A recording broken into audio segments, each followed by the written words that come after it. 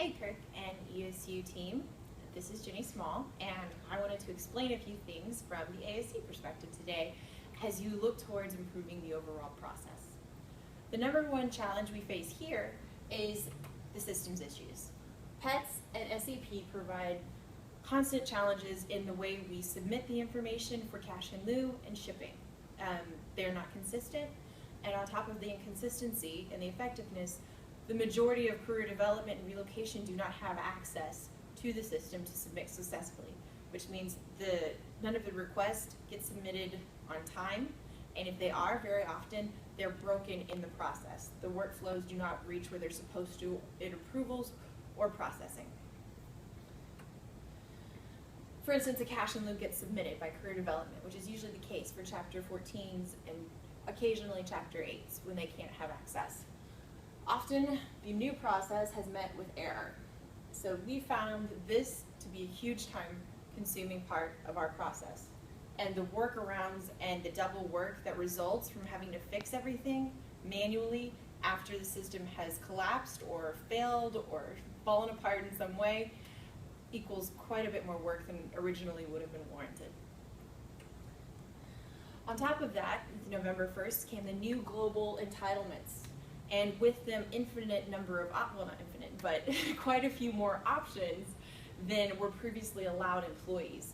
With that comes the need for accountability on the part of the employee, a clearer understanding of the overall process of the employee, because now they have more options with which to act and choose. And with that, we need a system that matches the flexibility available. Currently, we're writing in notes after packing or surveys. And since we don't have service orders most of the time because the system's not working, we can't write in notes. So we're actually functioning off of email and communications overall in Outlook. So the solution we would recommend is overhaul PETS and the logistics portal for design and efficiency, incorporating the new global entitlements. This is the overhaul sign. And adding the new global entitlement flexibility so there can be greater accountability from A to Z, reporting, and clarity for everyone. No manual notes. So by saying this, the overall solution we would suggest would be an employee-based system where the employee has access to an online portal that everybody can see. The progress, the documents, everything. Of course, further discussion would be ideal for designing the system or redoing what is currently on offer. I do know SAP was originally designed to be interactive with the employee, but did not work. All right, the second problem, which of course probably drew many of us here today, is the claims problem. They're vendor run, they're vendor generated, and because they are such, they have vendor interest at heart.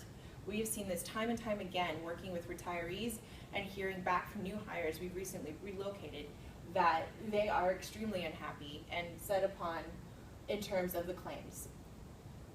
The solution we think is pretty straightforward. AMRAMCO should self-insure. Vendor self-interest deteriorates the quality of employee protection and hinders productivity all around. All these employees are handling their $500 claims instead of going to their jobs or emailing what they're supposed to be doing. And then ESU's time is taking up handling the customer service issues that the vendors aren't providing, though it's contractually agreed to provide these particular services in this amount of time. So we're all facing a lot of challenges, but these are the number one challenges we face on our end. The overwhelming systems issues and the undercurrent of dissatisfaction from the employees relocating to and from our area. Thank you for your time.